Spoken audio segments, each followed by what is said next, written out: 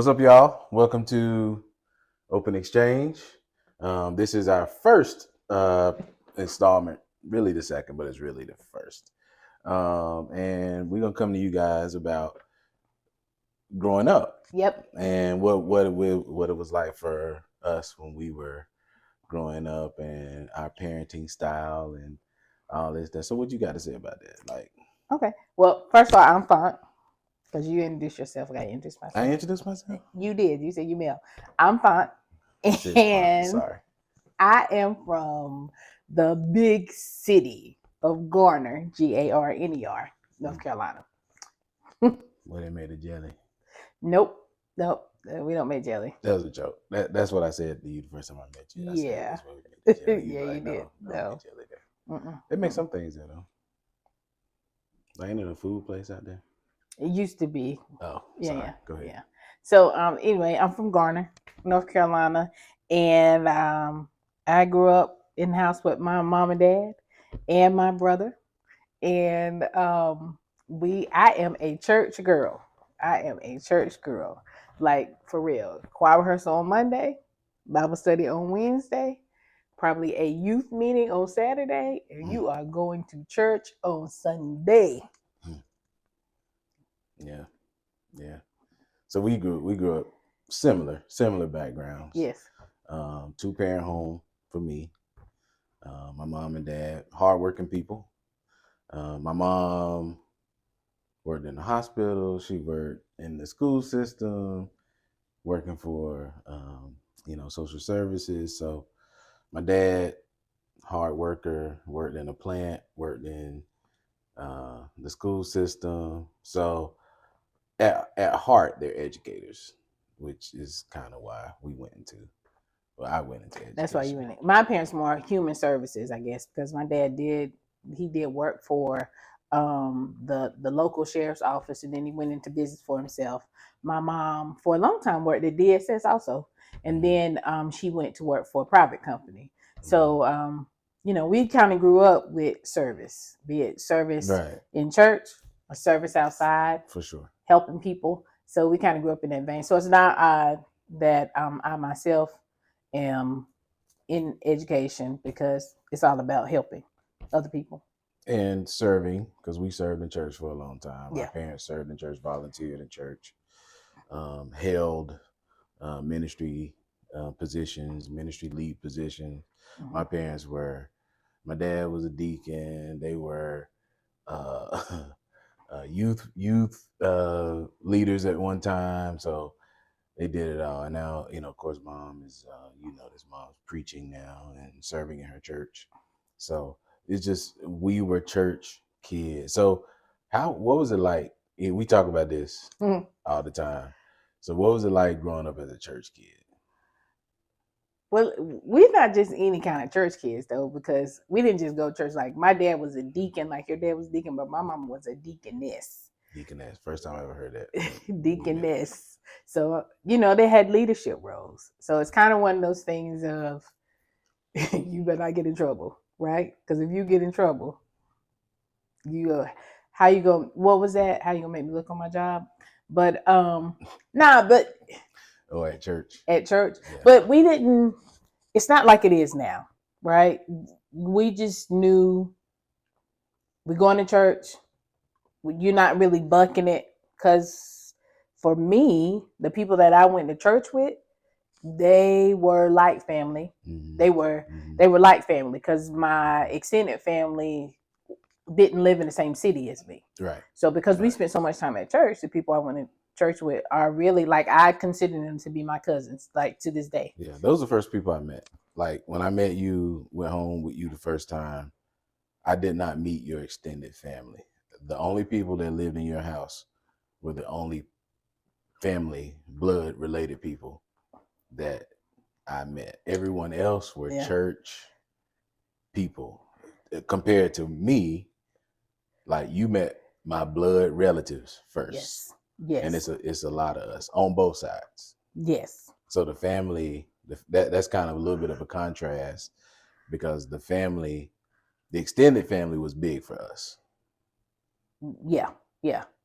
But you family, so it's really interesting because family is big on both sides, be it extended family, or pseudo extended family. Like to the point of like the people I grew up with, they call me fan.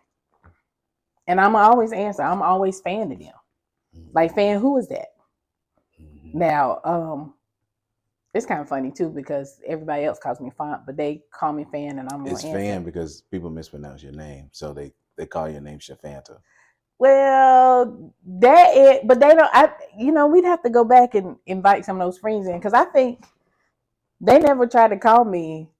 Well, except for one person in church did call me Shafantha, and I always answer, "Yes, ma'am," to Right. this day.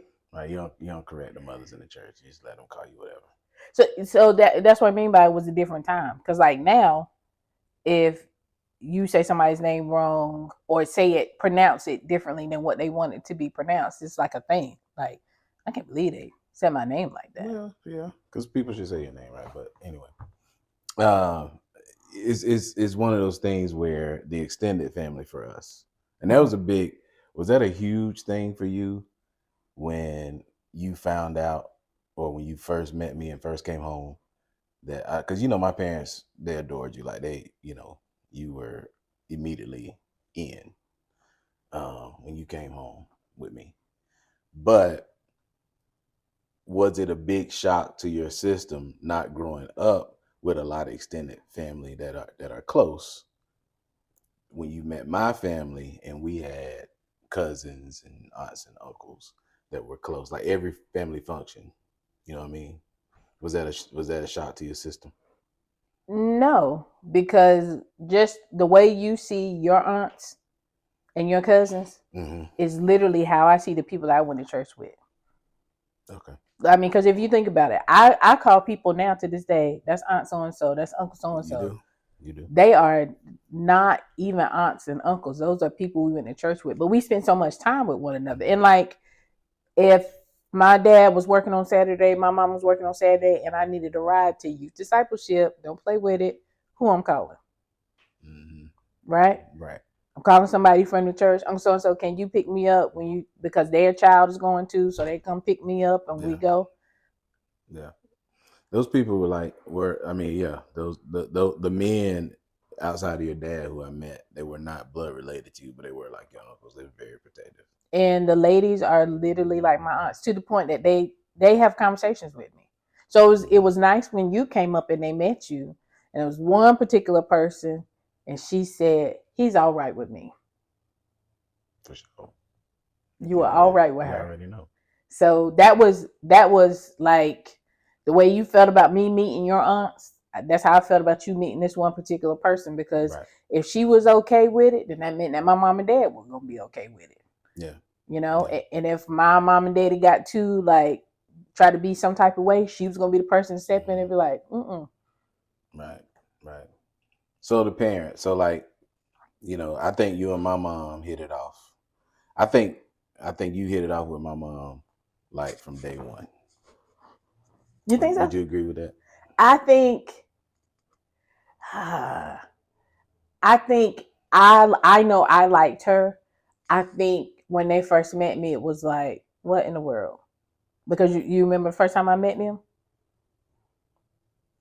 I think I do. It I was, don't remember being like a what in the world moment though. yeah, I think it was a what in the world moment because I had let you borrow my Fred Hammond in a court. Yep, in a court. So that wasn't okay. So what I was thinking was the first time was not the first time. But go ahead. Yeah, that inner court. What was it, a CD or a tape? It was probably a tape back. It's probably a tape. I let you borrow. Man, this is something. I let you borrow, let you listen to it. You take it home and you leave it at the house. I don't think I left it at the house. You did, because when you came back, I said you got my tape. You was like, oh, we was listening to it riding back. It's in my daddy car, but they coming back for the concert. So this. So you got to get the backstory. So I'm a little like, where my tape at? And yeah, I think tapes were. They don't even make tapes now, or maybe they do. They probably don't cost as much. But anyway, no, don't have tape. So we are in. I don't know what room we were in. It was. It was the choir anniversary, and we had just finished, Mm-hmm. and we were eating dinner in one of KR the students. No, it was Hauser. in Hauser. Yeah. And so I do remember this. I walked up to the table, and I knew that was your dad because literally it was like looking at you. I was like, that's gotta be his dad.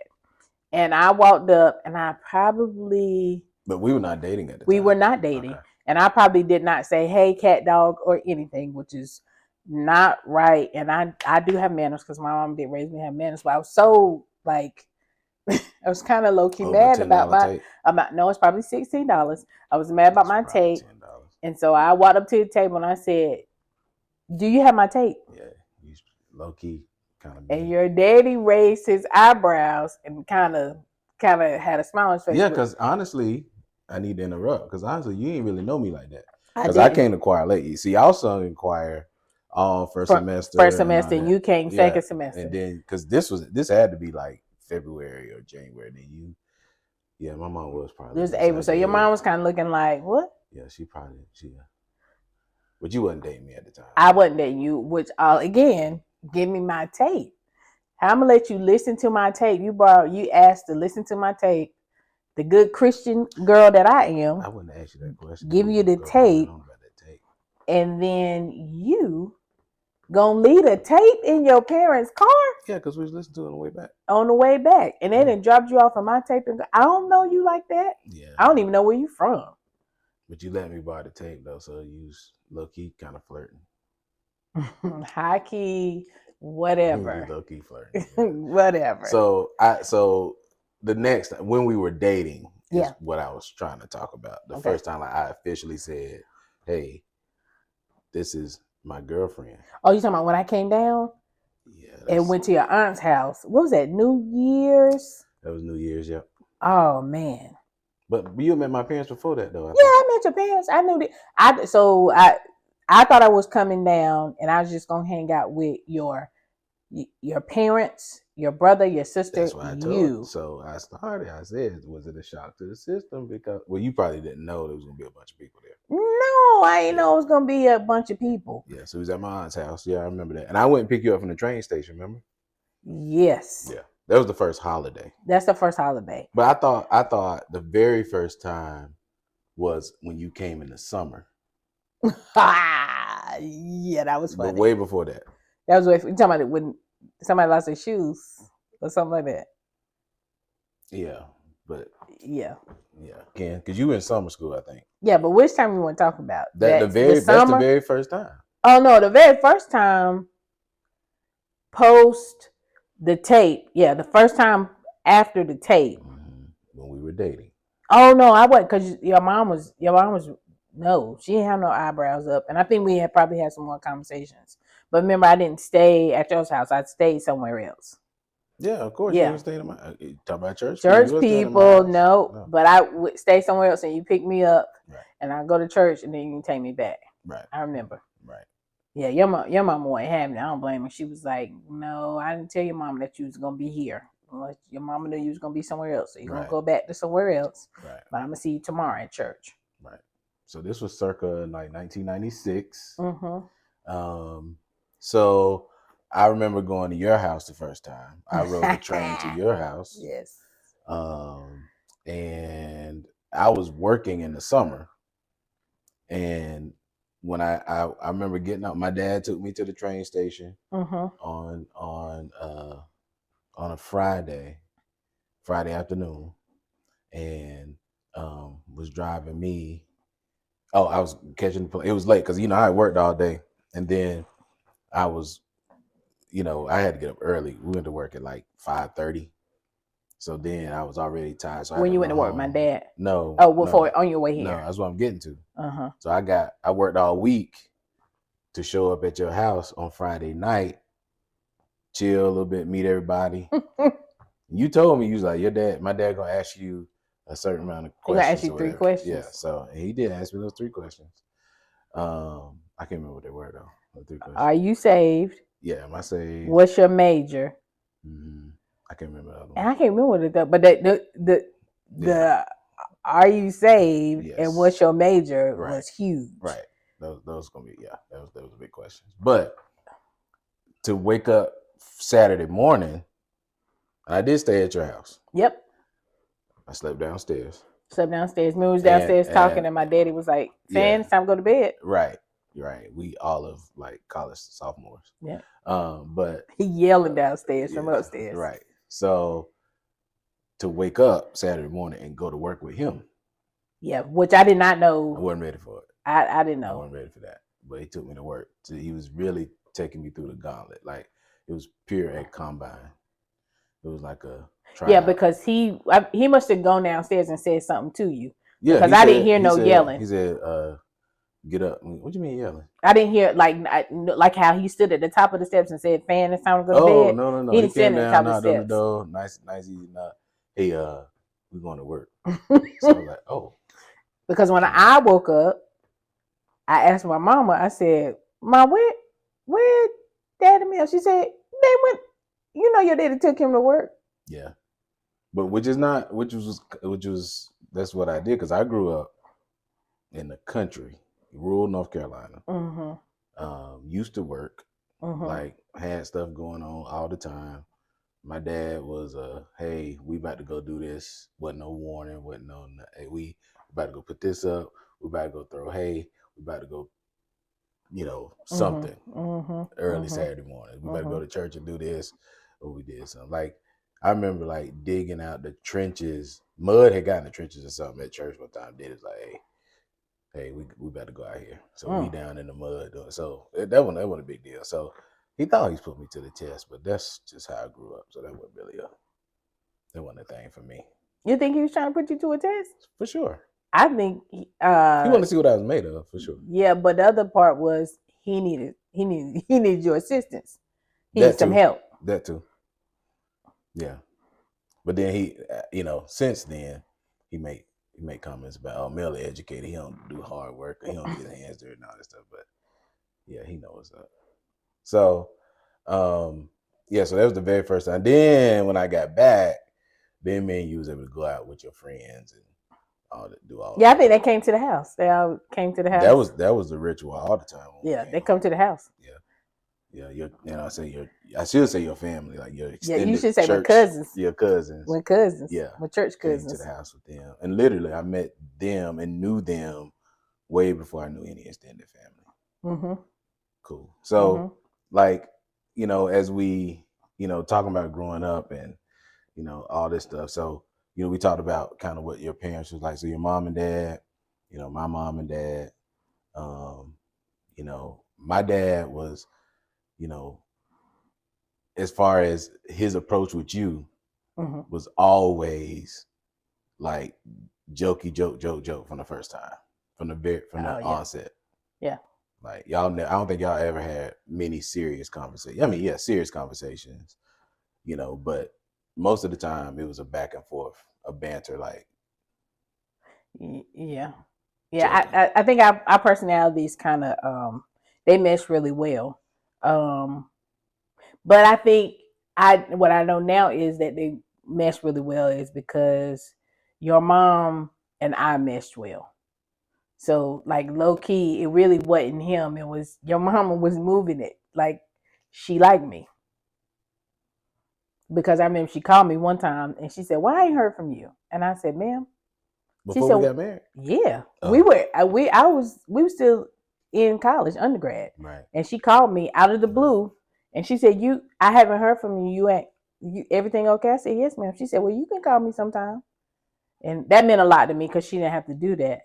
And I was like, wow. Yeah. Well, this is you, my mom, and my sister all the time. Yes, so, yes. And funny story. So I had this orange scarf. Your sister wouldn't mind me telling this. I had this orange head scarf that I used to use to wrap my hair up. And you mean like at night? At night. Okay. Because eventually over time, once everybody is okay and parents are okay, then I'm able to come and stay at your house, like you stayed at my house when I come to visit. Yeah. I stay in the room with your sister, right? And I lost my headscarf. I don't know what happened. And then we fast forward like years later, and I'm like, "Is that my scarf?" She was like, "Yep, you left it." Oh, you couldn't find it when you got back. I couldn't find it when I got Oh, back, and okay. I didn't know what happened to it, and I just kind of used a bonnet or something else to tie my head up, Oh, and so we kind of laugh about that, like how she had my scarf, but I didn't take it back. so you mentioned losing the shoes, so we don't lose everybody, because you kind of threw that in, but that really wasn't the first time, but it was kind of like the first time. Mm-hmm. So losing the shoes was my sister. Yeah.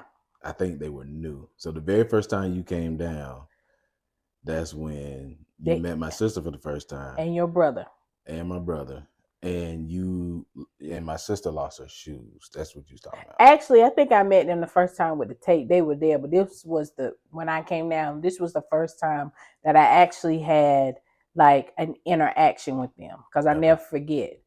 Because your sister lost her shoes, and I remember your mom saying, "But how do you?"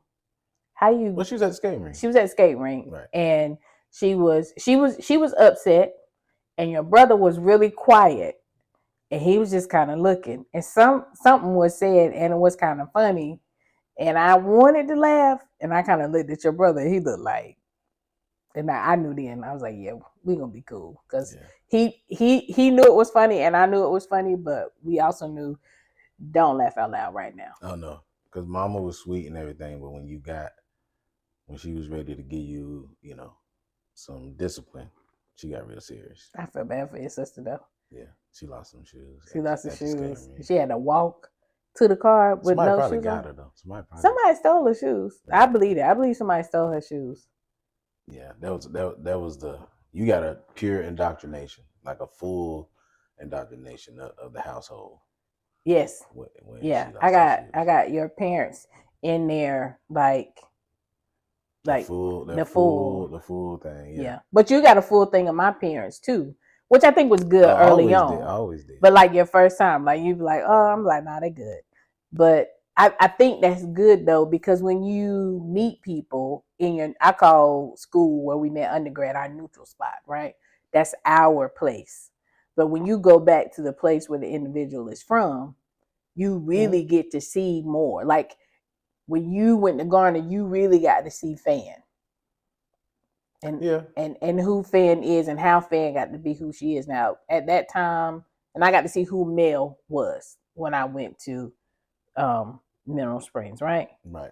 But I can put all that together now. I wasn't putting all that together then, Yeah, because as we get older too, we start to see more of our parents in us. Yeah.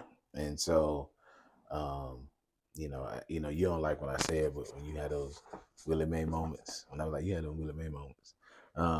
Right. Or I could say you had them Bobby moments. Right. Yeah. Right. Which ain't no denying it, Big Daddy moments. But, when you grow into that and you had that, because like, I think your mom and I like hit it off. It was hard to read your dad, the military, that that exterior, that tough layer on the top. But that's how I would be. I mean, because like, we got girls, and so you ain't gonna just let some kind of dude, just any old dude, just walk up in, and just like, hey, yeah, here's my daughter. So I understood the exterior, but I knew he was always encouraging. He was always, trying to do something to help you out. Always giving advice. Always giving you. But your mom was always like, hey, Mel, try this, or look what I made, or Yeah, she was your buddy. She ain't never called me. She was my buddy. Now she ain't never called me like my mom used to call you. Right. But she would always like, she was always. I felt like she was glad to see me. Oh yeah. Every time. And as our relationship grew, if I would come home and you were not with me, then they both would be like, "Where Mel?" I'm like, "Well, hey, how y'all doing? I'm happy to see y'all. Y'all happy to see me? Yeah. Hey, where Mel?" Yeah. Well, it's just like too, like with my grandma. Oh man. My grandma. That's my girl. That was y'all were buddies. Yeah. From the jump.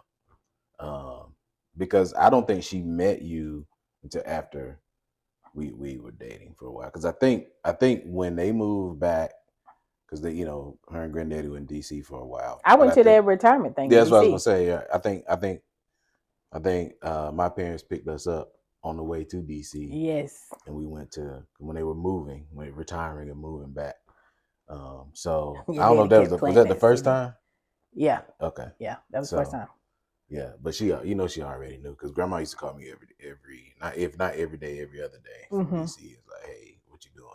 And when I was in school, so no, that was good. So not only did you met my parents, but again, you gonna meet everybody else, and then grandma was just another piece Mm-hmm. Mm-hmm. to that, Mm-hmm. and y'all still buddies to this day. But I think something that just popped in my head. I think we still buddies because it was a layering effect and it wasn't a one time deal. Like when you met my church cousins, you didn't just see them that one time. Once you met them, you continued to see them. Once I met your aunts, your cousins, your grandmother, I continued to see them. Yeah, So it wasn't a thing of like a one and done. It wasn't on a special occasion. I was gonna constantly see them, yeah, which I think was yeah, good. I think that was really good. yeah, yeah. So based on because I feel like we met so young, still fairly. I mean, we were in college, but we were young, and it was a different time. Like people grew up slower Yeah, back then. yeah. I kind of felt like we were kind of raised together as we became young adults, hmm then moving into marriage. We talked about like what it was like to grow up as younger kids and being church kids, but even in our young adulthood, moving into marriage, our parents were still heavily involved in our lives and what we were trying to establish. hmm So talk a little bit about that, like when we, as we got married and moving into and still learning, one another. And we'll talk about this in another video, but you know, how was it? How were our parents after marriage? Um. Well, I think my parents they always they always knew what lane that they were in. Mm-hmm. They always gave me my space. Where I went to school, it was my choice. Mm-hmm. If I was coming home on the weekend, it was my choice. When I graduated and I decided to stay in the area, it was my choice. And I say all of that to say that when I decided that I was going to get married to you, it was my choice. And I think because they knew you and they saw us grow and mature, that there was not a let me pull you to the side and really talk to your head. Well, yeah, yeah. I mean, first of all, we dated for 5 years, so Right, but that's one of even with those. That's one of those things. We dated for 5 years, so the time was there. But but I went to ask, uh-huh. you know, your dad was like, "Hey, I'm gonna do this." Yeah, but the respect, that's what I'm saying. Like you build respect over time for one another. You as Mm-hmm. a parent, you build respect for your children and their decisions that they make. Mm-hmm. And so there wasn't a need to, and I say this because I've heard other people say, like there's no need to have a side conversation like you sure you want to marry him? Like there's no holding back. Anything that they were going to say, they would have already said it. Mm-hmm. I got that from some people. I got not from my parents because Mm-hmm. I actually my dad was the one who said, "Hey, what you think about?" I was like, "Yeah, I'm thinking about popping the question, but I gotta get some things in order." Mm-hmm. Um, and he was like, "Okay, and that told me if I didn't need any more confirmation, that was kind of like confirmation, because my dad was not only my dad, but he was like my best friend. He was my confidant. He was a person that I could talk to. Mm-hmm. As I moved into adulthood, the boundaries were set when I was a young kid, but moving into adulthood, he became more like hey man, just still showing me how to be. But yeah, that and then, but I got some questions from friends Mm-hmm. that were like, "Y'all sure? Yeah, you ready? You sure?" And I'm thinking, yeah. I mean, we dated all this time. We had moved into it. We was ready. But as far as our parents is concerned, yeah, we never got pushed back on doing that. And so even with like moving to, how our parents were, from us being married to us having children, Mm-hmm. like, I mean, I think that was like the biggest thing ever. So like I felt like they went to another stratosphere when the kids were born. Yeah, absolutely. But I mean, people say that. People say your mom said that. She said I love my kids, but my grandchildren, that's something different. Yeah. And I as we moved into, go back to your question though, as we moved into being married and our parents, they respected our boundaries. They respected us as their children, but as their adult children. I don't Yeah. feel like they tried to continue to parent us. They were more like confidants. And that was probably hard for them. I'll be honest with you, because you never, us being parents on this side, you never really get, Oh yeah, you never really stop parenting. right. But I felt like they did a good job of balancing that out and pushing that. Like, I'll give my opinion. They never not gave their opinions No. or tried to lead and guide us in the right space. Mm-hmm. But I felt like they did pull back when it was appropriate. Mm-hmm. Mm-hmm. Now my dad, was gonna always ask a question if he wanted to know something. Mm-hmm. That's just how it was. Mm-hmm. So, so one of the things that's interesting is on this side is that, my dad passed away in 2018, Mm-hmm. and we've never really. I mean, we discuss it a lot. We discuss a lot with extended family and all this stuff. But with y'all being so close, and now it's kind of like, for us, that was a shock to the system, big shock to the system. And so, things are really different. And I think about him more now than ever, because it used to be a time where I could just pick up the phone. Mm-hmm.